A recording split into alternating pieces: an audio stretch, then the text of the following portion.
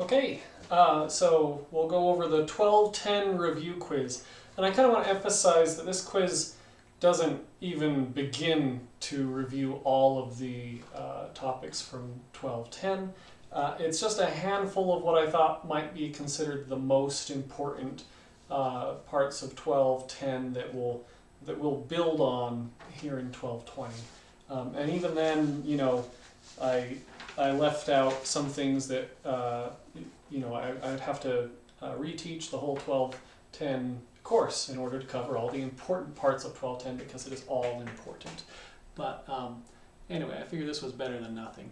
The first question, give the number of subatomic particles, protons, electrons, and neutrons for each atom or ion. So here we have the number of electrons, the number of protons, and the number of neutrons. Those are the three subatomic particles that make up all the atoms and ions that we deal with. And I gave you a few species to deal with. Aluminum 27 and 127 iodide and 40 calcium ion. There we are. So how do we begin to answer this? Remember that the element is defined by the number of protons. And so aluminum is the 13th element. You could find it on the periodic table. There's a big 13 in the corner. It's the 13th element as we build up from hydrogen to helium and onward. And so there are 13 protons. And then we look for the charge. The charge is neutral. That means that there is an equal amount of negatively charged electrons to balance out those positively charged protons. So there are 13 electrons as well. Then this 27 right here is the mass number. That is the sum of protons plus neutrons. And so if the total mass is 27 and we know we have 13 protons, then we must have 14 neutrons. 14 plus 13 adds up to 27. And that's how we do it. We'll do the same thing here with the next two. Iodine, find it on the periodic table, and it is the 53rd element, atomic number 53. We see here that this is iodide. It's negatively charged. That means it has one extra electron. It doesn't have 53 electrons, it has 54 electrons. And then 127 minus 53 is going to give us the proper number of neutrons. That's 74 neutrons. Then here we'll look at calcium. Calcium is element 20. Now this calcium has a 2 plus charge. That means that it is deficient in electrons. It has 2 fewer electrons than the number of protons, so that's 18. And then 40 minus 20 gives us 20 neutrons. 20 neutrons. We won't actually come back to these concepts until pretty close to the end of the semester, but we will revisit these subatomic particles and keeping track of isotope numbers and things like that.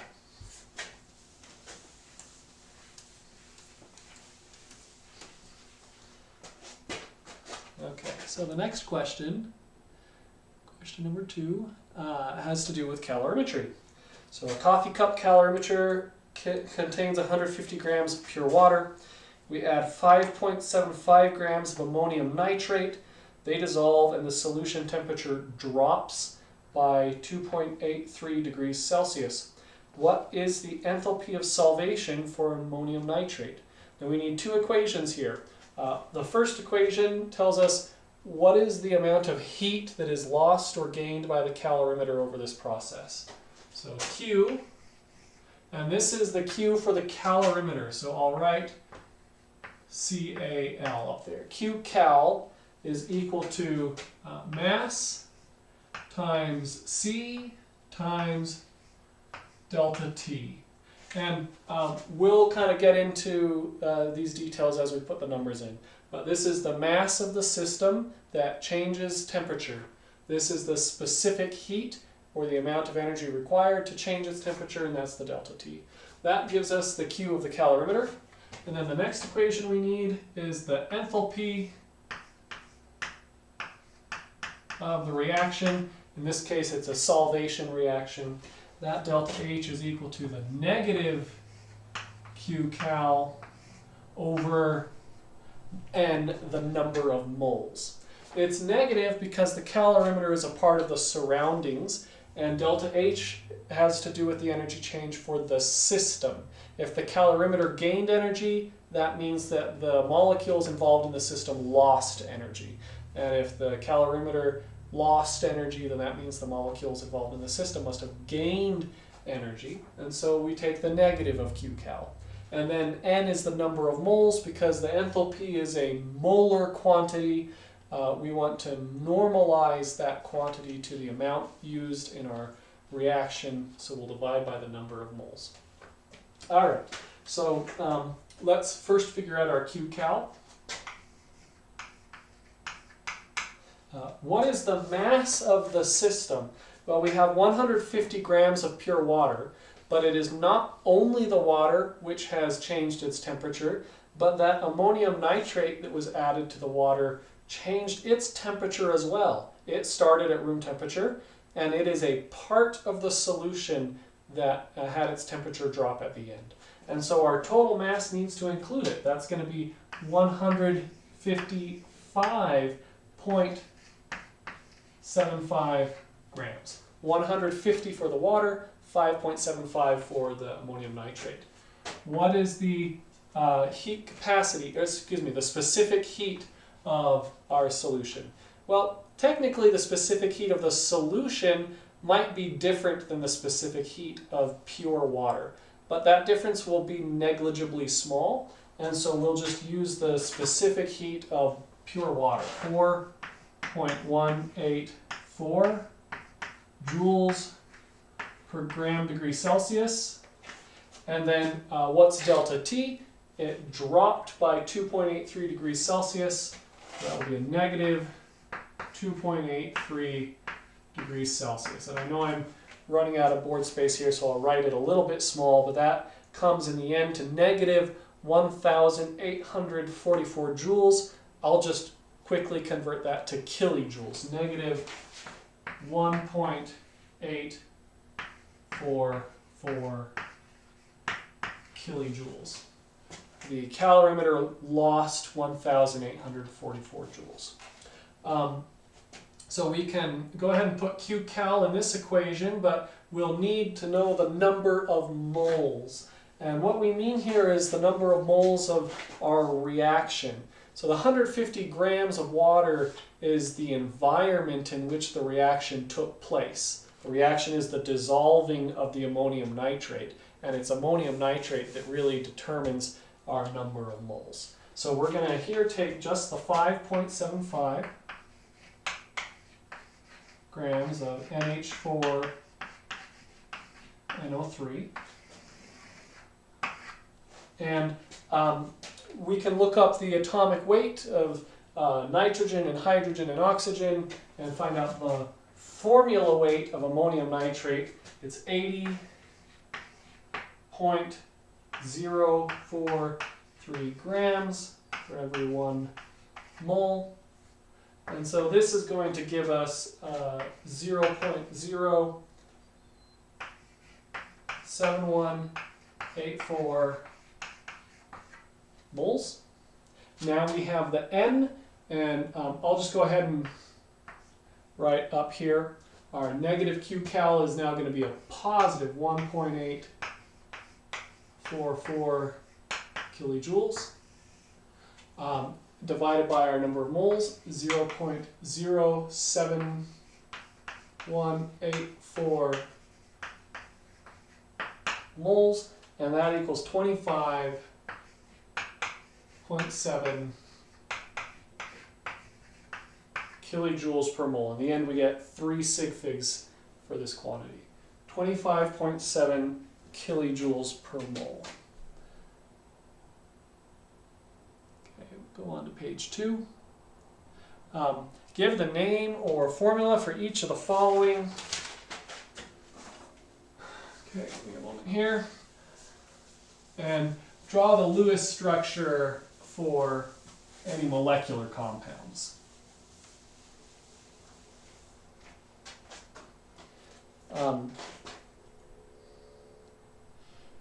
So calcium phosphate. This is an ionic compound, so we have calcium. We know that it's a 2+ charge based on its position in the periodic table. Phosphate is a polyatomic anion, and so we should just have that memorized. Phosphate means PO4 3-. In order to combine these two in a way that balances their charges, we're going to need 3 calciums and 2 phosphates. And so in the end we get Ca3, PO4 2, and in order to make it clear that we don't mean 42 oxygens, what we really mean is 2 phosphate units, and so we'll enclose the phosphate in parentheses like that. Calcium phosphate. Okay, let's move to the next one. Mn2S3. Well, manganese is a transition metal, and so we can't know from the start what its charge will be. Could be 2+, 3+, 4+, 1+. In order to figure that out, we're going to have to look at the context of what its bonding partner is and what their ratio is. So we've got sulfur, and sulfur we know is a 2- based on its position in the periodic table. And there are 3 of them, and so that's a total of 6-, and that 6- must be balanced by a total of 6+. That 6+ is divided between 2 manganese, so what we have is Mn3+. And I'll often do it like this. There's the ion. Let me erase. Those of you that had me for 1210 have seen this before. I'll have the ion charge and the total charge. And I'll say sulfur is a 2-. There are 3 of them, and so that's a total of 6-. And these must balance, and so we'll have a total charge of 6+, and then divided between the 2 manganese, that'll be a 3+. Okay, you do this a few times, and you'll begin to be able to do it in your head. So I don't always draw this quadrant here, but anyway, that's the way to do it. And once you have this charge, now we can finally give the name. Manganese 3.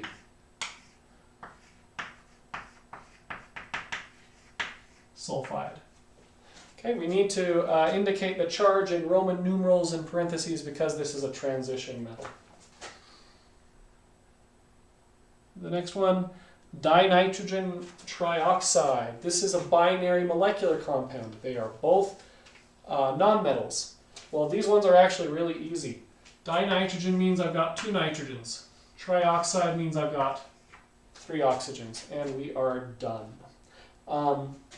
This one, I suppose, is technically a molecular compound, but it's not a single-centered compound, and so I won't ask you to draw this Lewis structure. It would be one that gets rather complicated to arrive at the correct structure. In fact, off the top of my head, I don't actually know what it is. I would have to play around with it for 10 minutes before I could get to the right answer. Okay, N2O3. Okay, what's the next one?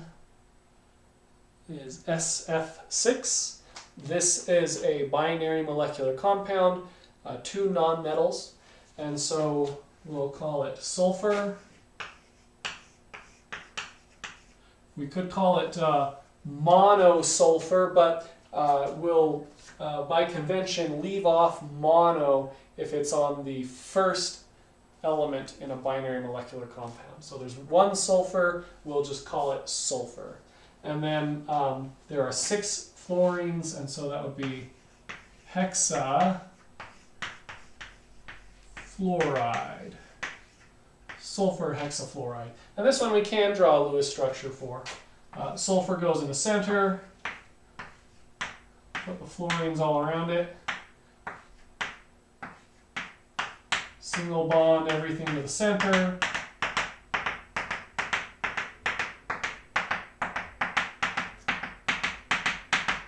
Fill the octets of everything around it.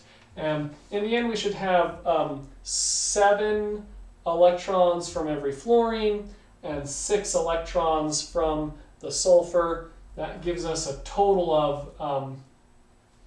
of 48 electrons, and that's what I've drawn. There's no need to do anything else with this structure. It is done. Sulfur hexafluoride. Okay, nitric acid. This is an acid, so the naming conventions are not as helpful or reliable. Really, you should just memorize that nitric acid is HNO3. We write that H first because it is a acidic hydrogen, and it's NO3 instead of, say, NO2 because it's nitric acid instead of nitrous acid. And it's easiest to just memorize these. The difference between sulfuric and sulfurous acid is similar, but still it's best to just memorize it. Okay, and we can draw this Lewis structure. We'll put the nitrogen surrounded by the oxygens, and then our acidic hydrogen will be bonded to an oxygen. If we just fill in our lone pairs, then that will give us a good valid resonance structure. Oh, hold up.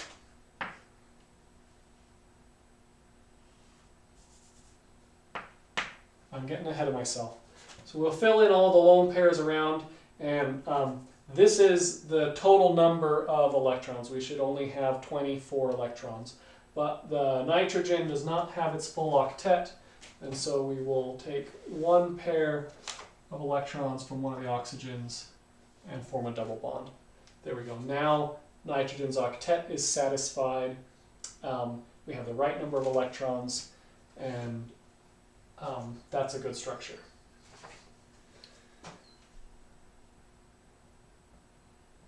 And H2SO4. Oh no, sorry, H2SO3. We need to be careful. H2SO3 is sulfurous acid.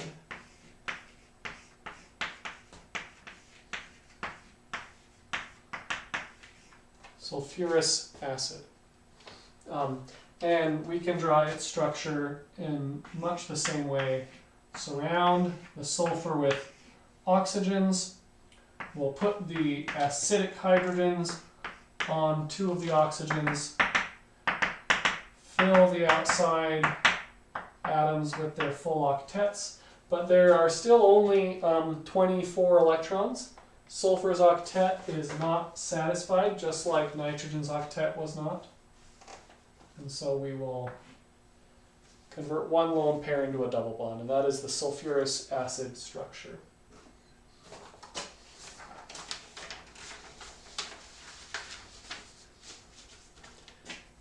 Okay. Then we go to question 4. We're going to consider this reaction here. It's called the thermite reaction.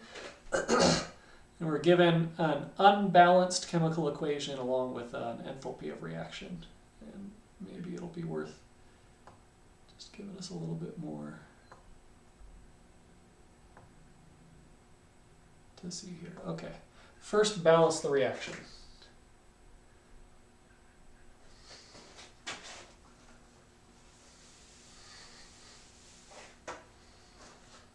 So we have Fe2O3 solid plus aluminum solid, and that goes to Fe1 liquid. It's only liquid because of the tremendous amount of heat that is released in this reaction, plus Al2O3 solid. And we can pick either the iron or the aluminum to start with in balancing this. Let's just start with the iron. I have 2 irons on the left and only 1 on the right, and so I better put a 2 there. I have only 1 aluminum on the left, but 2 on the right, so I better put a 2 there. And we can just double check our oxygens. We've got 3 on each side, so this is now balanced. And then the next question says, if 2.5 grams of aluminum react with 5 grams of the iron oxide, how many grams of molten iron will be produced? Well, those 2 different quantities are almost certainly not what we would call stoichiometrically equivalent quantities. And so we're going to have to calculate the amount of iron that would be produced from each of those 2 different reactants, and we'll look at those 2 amounts and we'll discard one of them as wishful thinking and keep the other one as the true amount. We'll walk you through that process. Let's start with the aluminum. If I have 2.5 grams of aluminum, and I want to know how much iron will be produced based on that amount of aluminum. We'll go first from grams to moles, so 26.98 grams of aluminum is 1 mole of aluminum.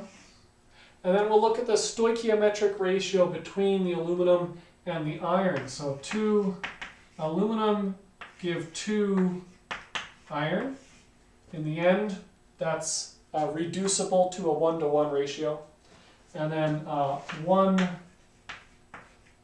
mole of Fe is going to be 55.8 grams of Fe. And this gives us 5.17 grams.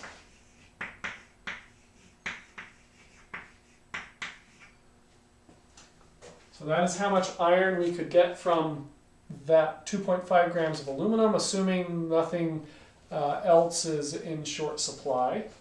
But let's look now at the iron oxide. 5.0 grams of Fe2O3 and 159.7 grams of Fe2O3 is 1 mole of Fe2O3. And then we have a stoichiometric ratio of 1 to 2. So 1 Fe2O3 is 2 Fe. And then finally 1 mole of Fe is going to be 55.8 grams of Fe. And this will give us 3.5 grams of Fe. So which of these answers do we keep and which one do we discard? We will discard the larger of the 2. That was wishful thinking, but in reality we are limited to 3.5 grams. That means that the iron oxide is the limiting reactant and the aluminum was in excess. There will be some aluminum left over at the end of this reaction.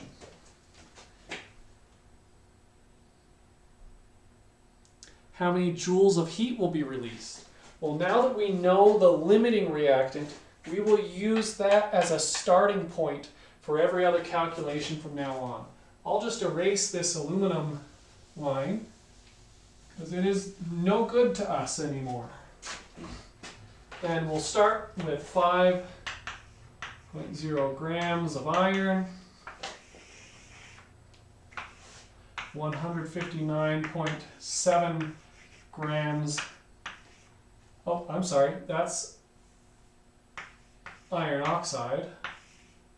Okay, 159.7 grams of Fe2O3 is 1 mole of Fe2O3, and 1 mole of Fe2O3 is going to produce 547.5 kilojoules.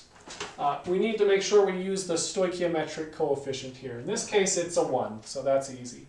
But if we go back up here to the enthalpy of reaction given, that's kilojoules per mole. Well, if we were using something with a different stoichiometric ratio, then we would need to have 2 moles or 3 moles or whatever. In this case, it's 1 mole.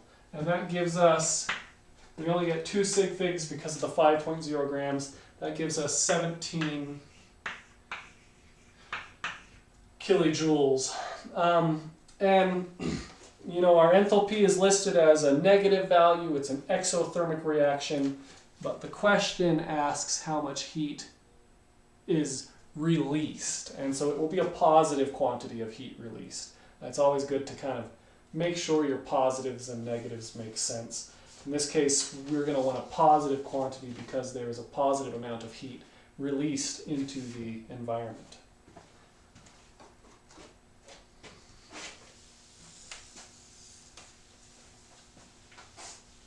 Okay, I want you to be very, very comfortable and familiar with those types of calculations. That kind of a question makes a 12-10 student shake in their knees, but a 12-20 student should be very fluent in how to make conversions between measured quantities, molar amounts, how to relate molar amounts of one chemical species to another through a balanced chemical equation, and all of that.